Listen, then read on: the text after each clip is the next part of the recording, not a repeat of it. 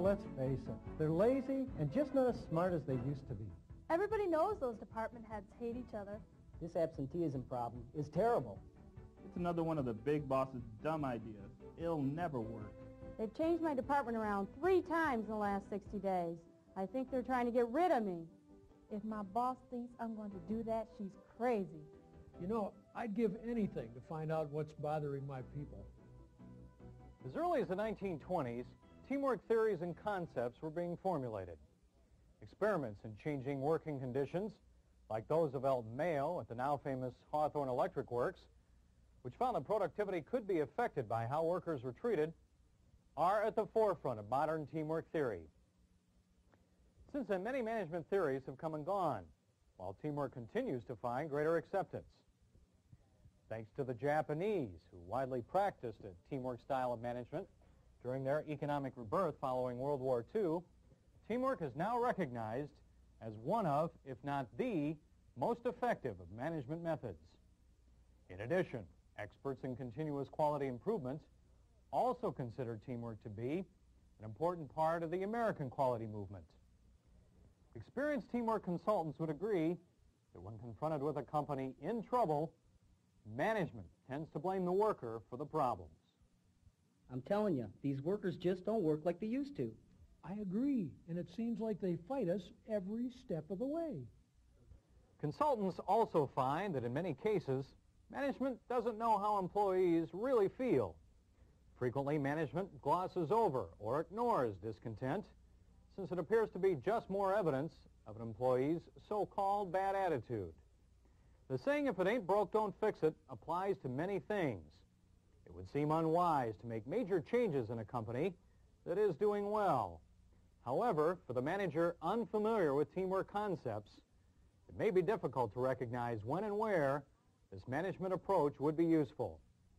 Answering the following questions about your own work group, combined with the information that follows, should help you gain insight into the teamwork management concept. Please jot down your best A, B, or C answer for each of the following statements. 1. Our morale is generally A, inconsistent with pockets of discontent, B, low, lots of complaints, C, high, people are basically happy. 2. When discussing their relationship with management, our employees express feelings of A, it's us against them, B, fear and insecurity, C, we're all in this together. 3, our organization has A, many strict rules, B, changing, sometimes unenforceable rules, C, few rules. 4, communication of information in our organization is A, suppressed, employees are told almost nothing, B, exclusive, only certain people or groups get to know things, C, open, all employees are told almost everything.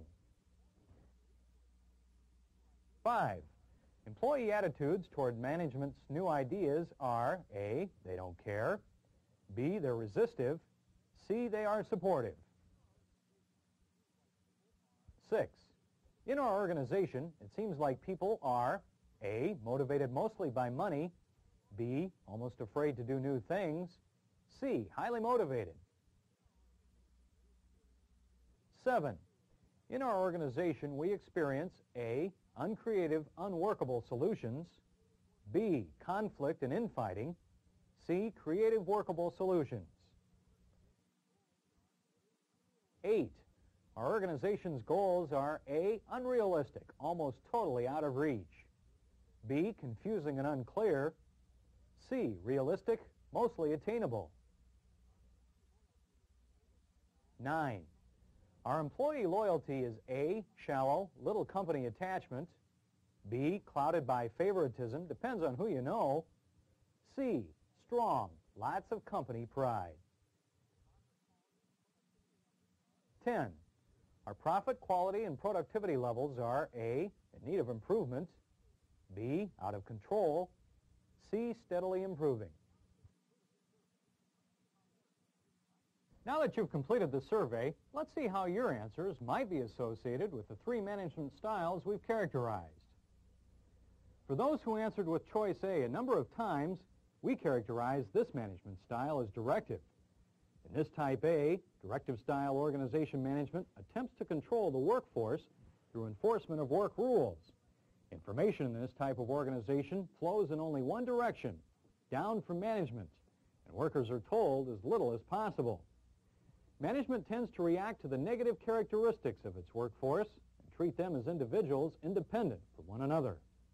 In such an organization, morale is usually inconsistent, since it is dependent on top management's relative success and their popularity among employees. Lisa, I heard you had a talk with the fat cats upstairs. Yeah, you know how it is. It's like they're doing me a big favor just to talk. Yeah, I know what you mean. In addition to the many rules required to keep employees in line, directive managers tend to restrict information flow by doing such things as instructing their subordinates not to mix with other workers, for fear the information gained by others will be used against them. Okay, listen up, everybody. Don't talk to production about this. They'll just screw it up. Employees also tend to be indifferent toward new ideas, since they've had no involvement in developing them. Hey, Maria, do you think this new system is going to work? How should I know? I didn't have anything to do with it. Motivated mostly by money, loyalty is shallow. Workers may readily accept more responsibility or quit the organization for higher pay. Turnover can be high, since employees can be easily persuaded to work for others. Finally, productivity and quality tend to fluctuate with the mood of management and is many times affected by employee dissatisfaction. In a Type A, directive-style organization, all of the responsibility for success or failure is in the hands of management. The workers do not have or feel ownership or responsibility for success or failure, since in reality they have little influence on the company's direction. This can negatively affect quality. It should be noted, however, that a directively managed organization can be very profitable as long as the owner or top management makes the right business decisions. Now we will discuss the significance of B answers. We call this management style reactive. This organization is, in a sense, out of control. Management basically reacts to its instability and is characterized by the mismanagement of information. Managers with the most power selectively use information in an attempt to influence management at the expense of others to make themselves look good. These managers' departments compete for power within the organization and often become major points of destructive conflict. In one case, middle management inside a manufacturing plant contained a large number of military veterans. They often described hand grenades being thrown during their meetings. This occurred when a supervisor would gain information about a defect that was passing along the assembly line. Mr. Jackson. Yes, what is it? Department 40 is still using the wrong gasket sealer. You remember. I told you about it yesterday. Yeah, I remember. Don't worry about it. I'll take care of it. Then instead of immediately informing the affected supervisor of this problem, he would save the negative information or a hand grenade for the weekly production meeting. Okay, Jackson, let's have your report. I'd just like to let all of you know that Department 40 has been using the wrong gasket sealer. Every one of those things is going to have to be scrapped. Maybe now I'll get some recognition around here. Also, goals are unclear. For example, management may indicate its concern for high quality, yet accept poor quality to meet production goals, thereby confusing workers. Listen, everybody, I know we have a lot of defects, but we gotta get the stuff out the door. Brought on by the high degree of stress that exists because of a lack of clear direction and high levels of conflict, morale is usually low. In addition, defect rates, turnover, and stress-related health costs may be high. They've changed my department around 3 times in the last 60 days. I think they're trying to get rid of me. Type B, reactively managed organizations employ a decision-making process which tends to allow decisions to be influenced by a few powerful managers rather than gaining input from all of those affected. This exclusive decision-making process leads to a higher number of bad decisions and related problems. These problems are usually resolved with quick fixes, which lead to increases in waste, defect rates, employee stress, production costs, and customer dissatisfaction, among others. Each problem developed in this manner creates an opportunity for another exclusive decision, which can multiply problems at a dizzying rate. You know, Al, I don't know whose idea this was, but it'll never work. I know. You'd think if somebody up there had half a brain, they'd realize this is really a stupid idea. In a Type B reactive organization, top management's instability and suspect motives cause management and worker to be overly cautious and slow to change. They feel like survivors. Hey, Elfrida, did you hear that Janet from purchasing got promoted? I'm not surprised. I've seen her hanging around with the boss a lot lately. It will appear that Type B reactive managers use favoritism in their hiring practices and decisions.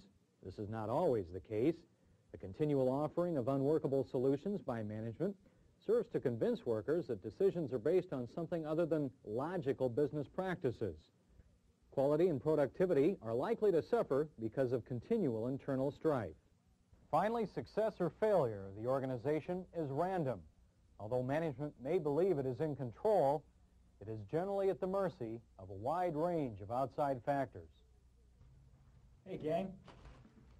Look at this shirt I just got. Isn't it great? This mess is a place? Boy, you can say that again. The competition is killing us, the economy is screwy, and profits? What can I say? Yeah, we really need something to turn this place around. The final area that we will discuss is the C category, or teamwork management style. In a teamwork-managed organization, management emphasizes the positive characteristics of the workforce and supports its activity by facilitating teams of employees.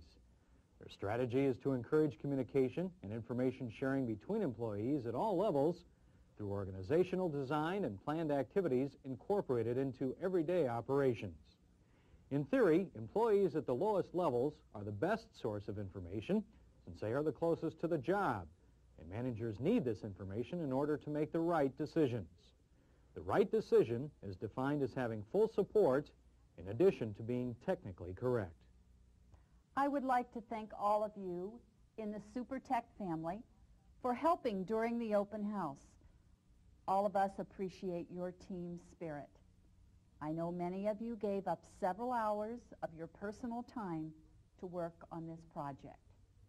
Employees recognize the term family to indicate they are important and are especially appreciated for their team spirit attitude toward assisting management in directing the operation. Morale tends to be high since employees feel part of the organization and have input in decisions.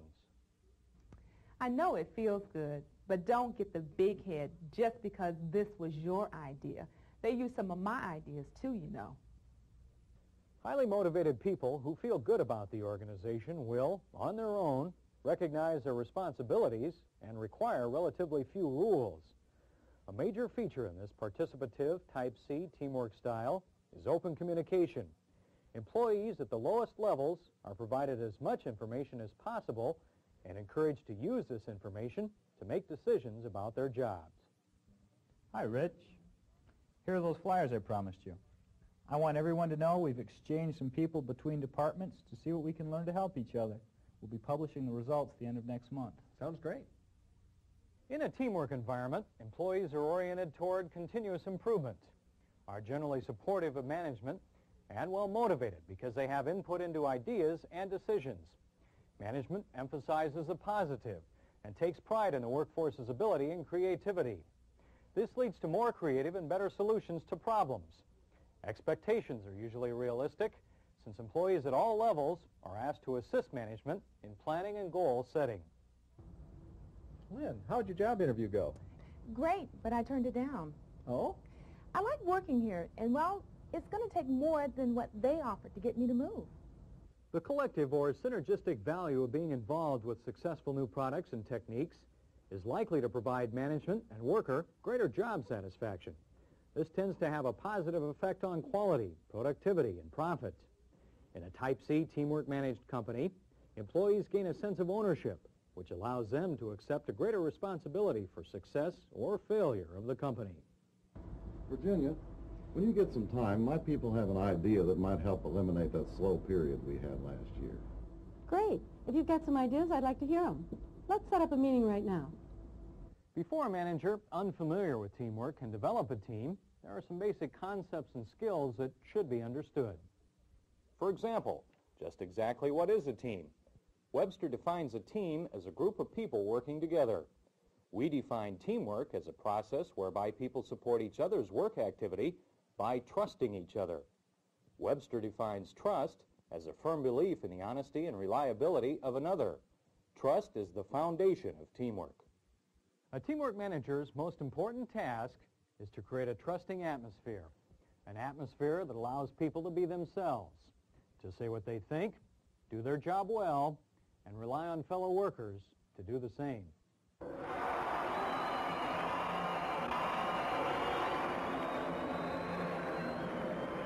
The concept of developing trust sounds simple. However, it is not well understood. Typically, today's managers have earned their jobs by being the first with the most. Being aggressive and vocal are deeply ingrained traits that have been rewarded throughout the American economic system. Beginning with childhood, we're taught to be independent, to vote. It's the American way.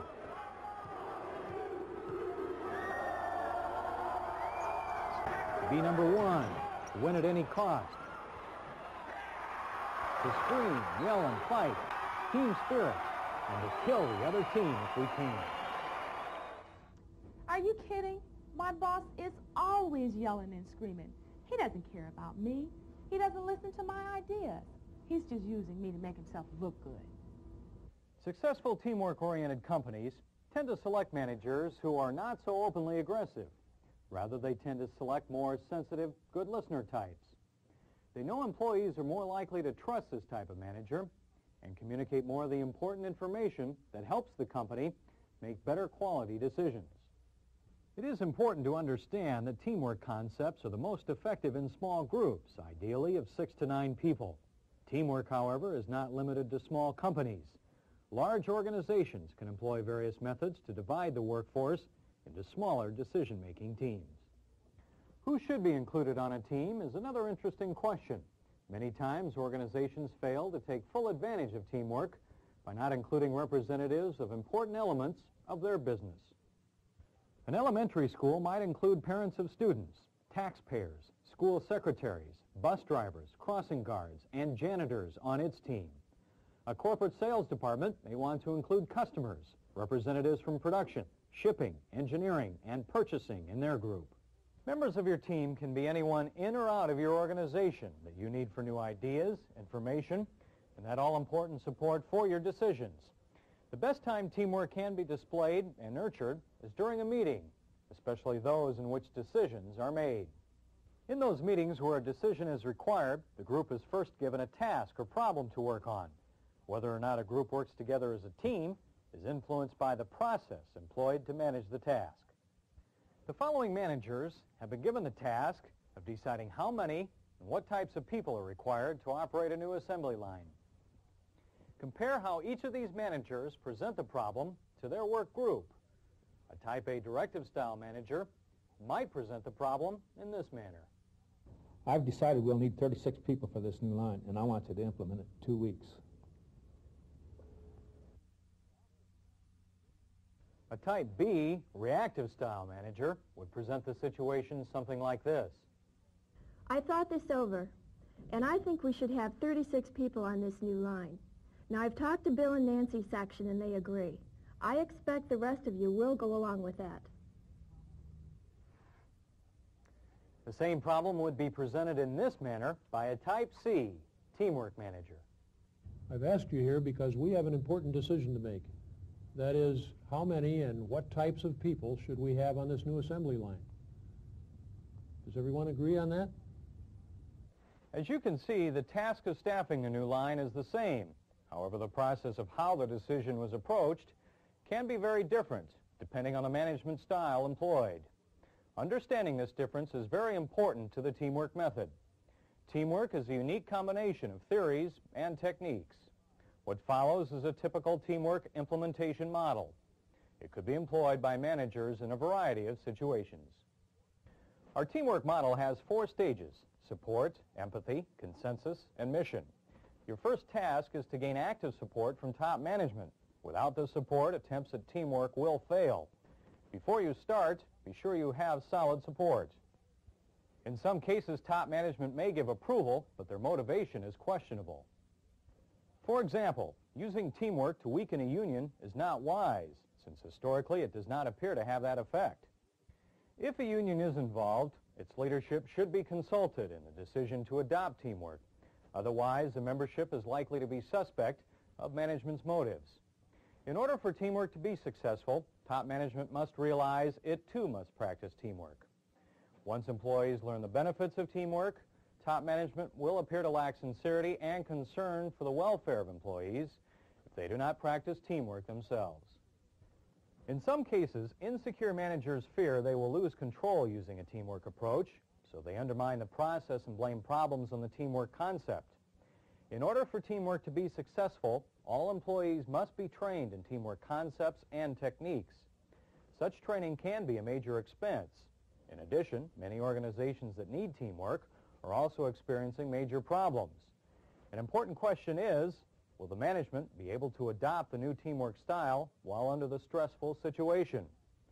Full adoption of teamwork many times requires a drastic measure of replacing managers who are unable to adapt to the new teamwork style. Top management must accept this difficult consequence also. Rich, did you see this? I'm telling you, those damn guys on the third floor, they're out to ruin this company. Webster defines empathy as the ability to identify with and understand another person's situation, feelings, and motives. A teamwork manager must create a feeling of empathy among the members of his or her work group. Experience tells us that an empathic atmosphere can be achieved by simply having people know each other on a higher personal level. It's easy to believe the worst about those guys on the third floor when you don't know them as individuals with families, goals, hobbies, interests, and problems of their own. Okay, everybody. I'd like to introduce you to Shelley. She's a new member of our team, and I'd like to tell you about Shelley's incredible hobby. This personal knowledge should go well beyond name, rank, and serial number to such things as personal goals, hobbies, and interests. Developing friendships among employees should not be left to chance. Even socializing should be encouraged. Care should also be taken to have the group thoroughly introduce themselves to new members as they join the team.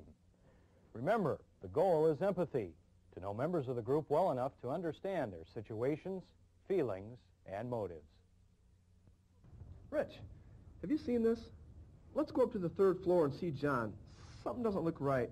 He's a good guy. I'm sure he can explain it. The next skill a teamwork-style manager must master is consensus decision-making. This teamwork is something else. Why do I need to have another team meeting? I know what needs to be done. Why can't I just tell my people what to do? Some managers abandon teamwork before it has time to affect change because of difficulty in reaching a consensus, especially at the beginning when a group has not practiced the process. With practice, however, consensus decision-making becomes smooth and easy, allowing better quality decisions to be made more quickly than in the past. To better understand consensus decision-making, let's begin with a football team. Yes, that's right, because the consensus process also requires players in specific positions who must play by the rules. We begin by taking the quarterback and changing his title to facilitator. Next, we make the left halfback the timekeeper. The right guard will be the process observer, and the fullback will serve as recorder. We'll take the end and both tackles as participants. Actually, all team members participate. However, some have added responsibilities, such as facilitator or timekeeper. We now have our consensus decision-making team. We could add more members to our team. However, we must consider the fact that each additional person beyond, say, 9 will make our consensus decision more difficult, if not impossible. The facilitator's first choice should be the circle formation, since it offers the best eye contact and opportunity for verbal exchange during a meeting. A rectangular formation can also be employed. However, the facilitator must use caution to avoid having those at the opposite end of the table get caught up in a separate discussion and cause a distraction. The facilitator or manager begins the meeting by describing the task or problem the team must solve, an important rule. When the group does not agree on or understand the reason for the meeting, no attempts at consensus should be made until the purpose is agreed upon. I've asked you here because we have an important decision to make. That is, how many and what types of people do we need on the new assembly line? Does everyone agree on that? Along with reminding the group that its time is limited, The facilitator also starts by asking the group to offer comments, suggestions, objective data, and solutions. The manager also avoids giving his or her opinion in the early stages of the meeting so as not to influence the group before all of the facts are known. Okay, everyone, we've got until 11:30 on this. Now, in the memos I sent out last week, I asked you to give the new line some thought and suggested that you talk to your people about some ideas they may have. I'm looking for some solid information to help us decide on the best way to go on this. Okay, now, who's got some ideas? Rich? I think we should add a few new people to the day shift and place some of the high-speed work there with those new machines that we bought. The facilitator takes care to encourage the team to volunteer their participation randomly, rather than to call on people or follow a particular order. Okay, now, who's got some ideas? He knows that some team members may be more ready to discuss the problem than others, and he wants to avoid embarrassing those who need more time to think. The recorder notes the group's progress on a chart for all to see. This method of recording allows the group to easily summarize its progress, serves to keep the group focused on its stated task, and provides for accurate, yet condensed, meeting minutes. Since the group knows it must use its meeting time wisely, the timekeeper's job is to periodically remind the team of the time limit. We'd better put the hustle on. It's 11:10. We've got about 20 minutes left. Just as a football coach selects larger and stronger players for the line and lighter and faster individuals for the backfield, so should teamwork managers deploy the members of a work team. During a meeting, a skilled manager facilitator can encourage team members to volunteer for tasks for which they are best suited. When it appears a group is near agreement, the facilitator tests for consensus by asking the group to state their position. Okay, everybody, let's see if we agree on how we're going to staff the new line. When members disagree, the facilitator attempts to resolve the conflict during the meeting by encouraging team members to examine their reasoning on the issue, rather than asking those in disagreement to wait until later or go elsewhere to solve the conflict. The mature team knows conflict is nothing to worry about because it stimulates the group to higher levels of effectiveness. Okay, calm down. It's obvious we don't all agree with each other, but we've got to go back out on that floor and get the job done. Now let's listen to everybody's arguments and come up with a solution we can all agree on. The team also knows it cannot vote to resolve an issue. They know that voting only hardens opposition. Those voted against are not likely to support the decision and, worse yet, may even work against it. Everybody in favor, raise your right hand. Over my dead body. They're nuts if they think I'm going to do that. Most managers know the very best decision has no value unless it is fully supported and carried out to completion. At this point, it is important to remember that consensus is not silence. The experienced teamwork manager will easily recognize when consensus has occurred. Okay, let's see if we agree on how we're going to staff the new line. I'm for it. Me too. I'm not as convinced as the rest of you, but I'm willing to give it a try. I'll help. Let's do it. Well, it appears we have consensus. It looks like your ideas are going to save money and create some jobs. This is a super team. I'm sure your ideas will work just great. Finally, when a plan of action is agreed upon and the meeting is concluded, the process observer evaluates the group's process.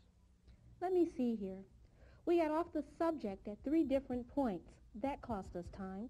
Ralph, you talked for almost 3 minutes. I wonder if the group thought that was too long. Toward the end there, we had 4 or 5 items on the table at once.